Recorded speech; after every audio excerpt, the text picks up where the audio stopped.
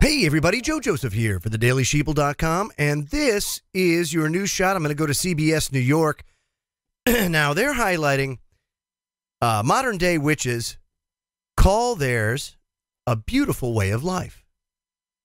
And I'm finding it very interesting now that mainstream media is picking up on this increase in witchcraft, which some people might be freaked out about it.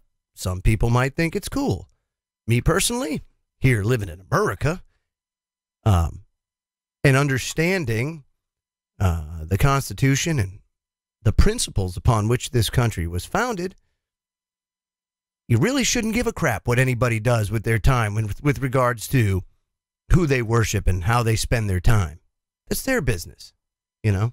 Unfortunately, we live in a society where everybody knows what's best for everybody else. It says here, at a time when participation in traditional religions is declining among Americans, I'll discuss that a little bit in a second. It says the practice of witchcraft is said to be on the rise. Lisa Stewart was interviewed for this article, and she says that she's a high priestess. Now, I know people that, that are practice Wicca and fairly high levels. They're normal people, doing normal things. It's not like they stand around a cauldron with black hats on and warts on their nose and adding like the eye of a newt and everything else. That's not how it works, okay? But a lot of people, especially upstate New York, and that's where this article comes from, especially in rural areas, places where there's a lot of nature, because Wicca revolves around nature, the natural thing, Mother Earth, everything, the whole thing, and that's fine. But I guess the question is, why is traditional religion, I hate that word, reclining. Yes, you can tell where my mind is right now, recliner. And it's simple. If you ask me, take a look at all of your organized religions out there. Every single one of them is corrupt to the bone. Every single one of your established, organized religions are in it, not because they're all about helping other people. WWJD, what would Jesus do? You see that all the time. Now, maybe the individual members of, say, a congregation might be more inclined to be that way. But when you start getting into the leadership of a lot of these organized churches, it then becomes less about helping the needy and more about helping themselves. More about, we need a bigger church because Pastor Schmuckatelli needs his Cadillac and his house. And by the way, because I preach to you every Sunday, you need to take care of me. Whereas, if you ask me, the responsible thing to do would be get a job. Get a job, and you want to write a sermon? Do it on your own time. And by the way, I just really don't know what to say. It's just become corrupt to the bone. You're saved. Really? Says who? You? Pastor Schmuckatelli? You? Really? Look at organized religion across the whole swath. I'm not going to single any one of them out. But you can't tell me that it hasn't in itself become commercialized. Look at Christmas. Christmas is a great example of how religion has become commercialized. Next thing you know, these churches are, the priest is going to get on, is going to look like a NASCAR driver with freaking sponsorships on his freaking Sunday best. It's all about the money. It's all about the money. It's less about what it's supposed to be, which is not supposed to be brick and mortar churches. Everybody plant their ass in a pew on Sunday, which, by the way, if all you Christians out there, Sunday isn't even the Sabbath. It's Saturday. You can thank Constantine for that lovely number, moving the day. People say, well, it doesn't matter. The Sabbath is every day of the week. No, it's not. No, it's not. But I don't need to get into details. You want to do that? That's fine. It's your own business. I'm just calling it the way I see it. You want to know why people are leaving in droves out of organized religion and perhaps finding peace within Wicca and other avenues of spirituality? It's because organized religion is corrupt to the bone. Corrupt to the bone. Full of judgmental. Go to a frickin' congregation. Just go and be the new guy. And look at how many people give you the weird look and, oh, that's the new guy. Almost like a clique. Like you need to gain acceptance from them. You need to be accepted by them. It's funny because, again, I'll use Jesus as an example. I don't recall anywhere, in any writing, anywhere, of anybody being alienated by him at any time. As a matter of fact, he basically carte blanche loved everybody. Gave everybody an opportunity, you know? Was hands down, if for anything else, was the most powerful activist to ever walk the face of the earth. Because 2,000 years ago, before the internet and before all this other technology and means to get the word out existed, this guy went and transformed the world. Even today, billions of people buy in to his teachings.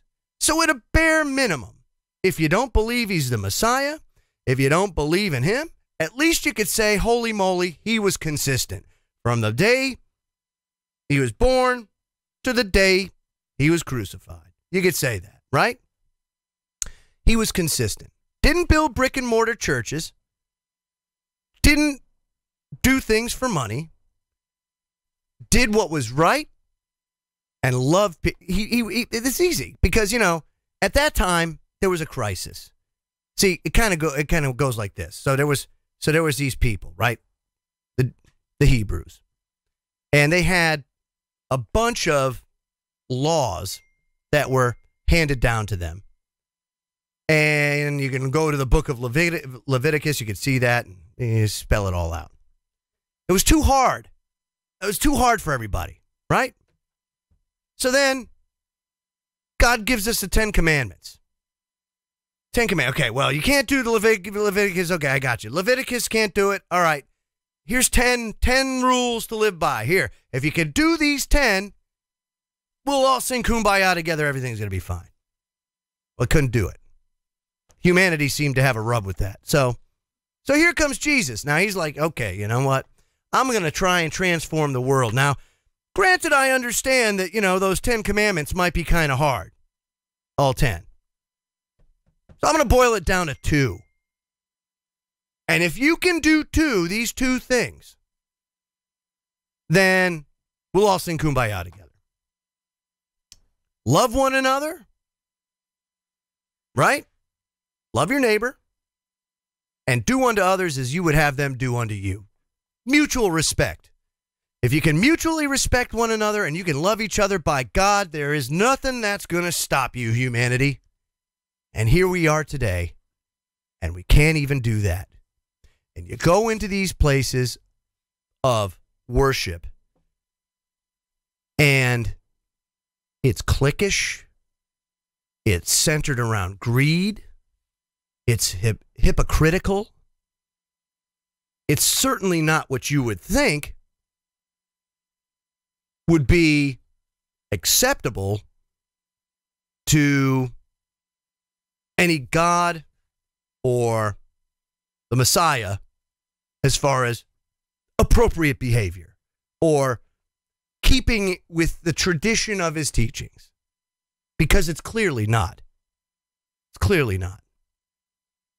So if you want to know why people are leaving those organized religions and going about it themselves, why? Because just like with fake news, right? Fake news, and I'm talking about the mainstream media, fake news, people with the internet were able to kind of lose that collar around them because we were relying upon the mainstream media for our news, and we're able to go and do this stuff ourselves, do the research ourselves. You used to have to go to a library, a university library, if you wanted to check out a lot of these problems and issues that we face. You're doing deep research. And now you don't have to, because basically humanity's knowledge is at your fingertips. Anybody that wants to know something can go do that. So what did people do? Why, they started to go research all this stuff. And wouldn't you know it, people are starting to find their own truths and not fall prey to these charlatan priests and preachers and everybody else that sit on their pulpit, sit up on high. It's hypocritical, you know what's, driving us basically to our own destruction. And so people are pissed off about it, just like politics, just like fake news. It's fake religion. It's fake spirituality. Doing something religiously just means you do it repeatedly, often. You know? That's basically what religious is. But to find your spirituality, that's a journey. That's an individual journey. You don't need a freaking brick and mortar church. You don't need to tithe 10% of what you make to these jaboni heads so that they can sit on and as holier than thou and tell you what to do. And you know, it's totally and completely understandable why people are leaving organized religion. So you want to be a witch? Be a witch.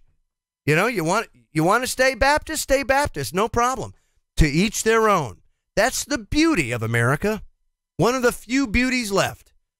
That you can worship who you want, when you want, how you want, as long as you don't infringe upon the rights of others. And that's what people are doing because they've been freed from the control of these control freaks. And through the internet and through their own investigative prowess and through their own spirituality and through their own hearts, they're coming to find their own personal truths, however they come about it.